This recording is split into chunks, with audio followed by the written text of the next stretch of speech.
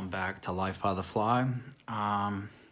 Today I'm getting ready to tie for you a pattern I like to call Psycho Warrior. It's just a variation of a Rainbow Warrior. It is actually just has a few alterations. I've put a little bit of flash on the actual tail, put some spinal ribbing to it, and added some wings.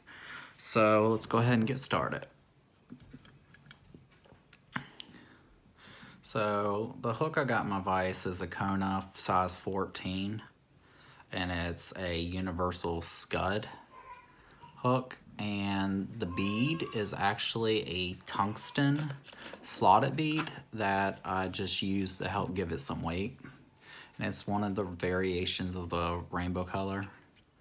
And the thread I'm using is a UTC Ultra Denier 70. So I'm just going to coat the hook with some thread. I'm going to lay down a nice little coat so I can get my thread started. And I'm going to snip that free. Alright. I'm going to go ahead at this time and pick out some Rainbow Flash from a Rainbow Flashabou. As you can tell, this is very shiny. Got a good crystal flash to it. So I'm just going to snip some free. And at this time, I'm just going to wrap this around my thread and tie this in. And then try to keep this on top so it'll be a good little tail for you. And I'm going to wrap it on back up. So with the tail in place, I'm going to go ahead and cut the tail to length, which I generally like a little bit. I do different variations of different types of tails, how long I like them. You can choose that for yourself. I'm gonna go ahead and start tapering my body, which is starting to secure the bead in place. With that little slot in there, the bead would like to move around on you. So I'm going ahead and doing a few wraps to try to taper out the body.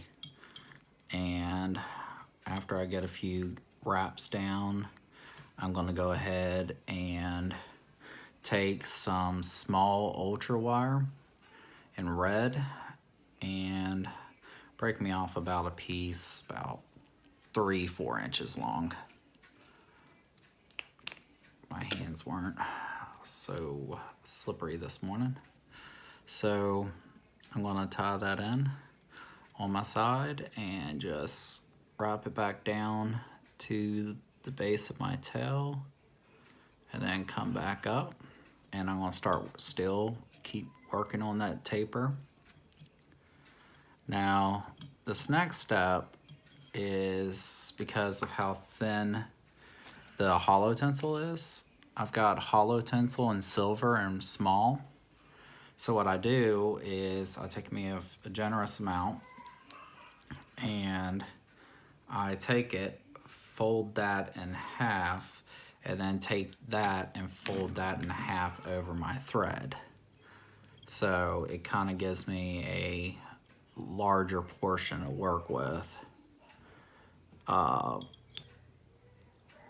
I'm wrapping this back to the base of my tail, and then I'm going to advance my thread forwards a little bit, give it a nice little taper, and then come back, kind of settle it down right there.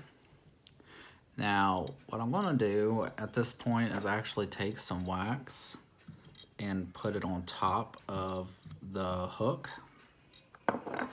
And then I'm going to start to wrap my hollow tinsel. And this is slippery stuff, so hopefully the wax will help keep it in place and keep it nice and uniform. And then with the thread sitting right there, that's going to help keep it together. So wrapping it forwards, get nice little wraps in there.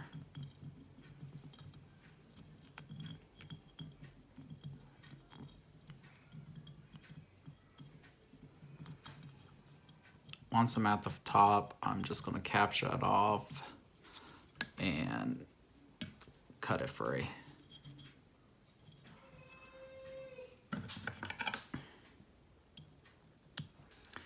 Now that I've got that hollow tint, so I'm going to take that red wire and I'm going to create a rib.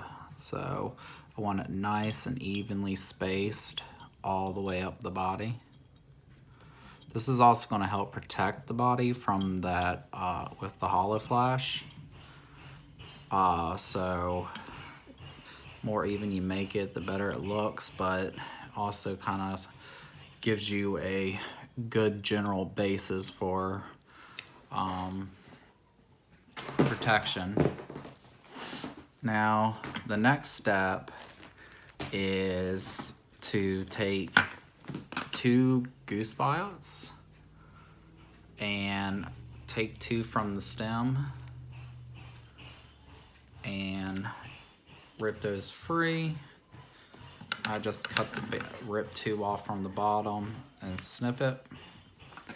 And then you're gonna have 2 individual tails. And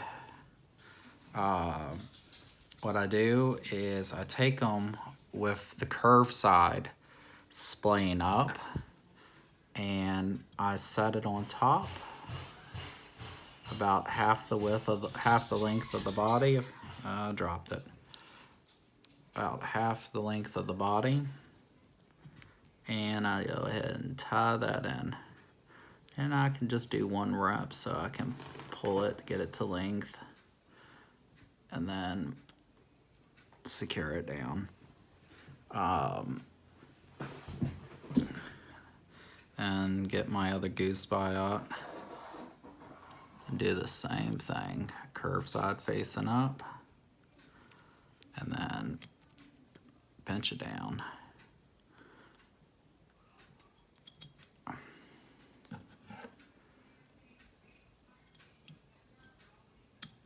As you can tell, it gives a nice little set of wings to it. They're not quite even. So let's go ahead and make those a little even. All right. Now, one of the last steps is to just go ahead and coat with some Wonder Wax or whatever type of wax you like to use. I personally have made my own dubbing with a coffee blender and all of that. So all it is, you can use rainbow dubbing, but all it is I just like a little more green flake in this. So I'm gonna do nice tight wraps and whip finish it behind the bead.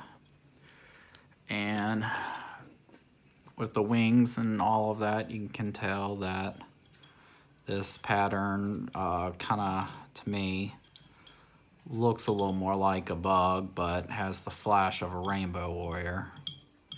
Then I build up a little hot spot, break it free,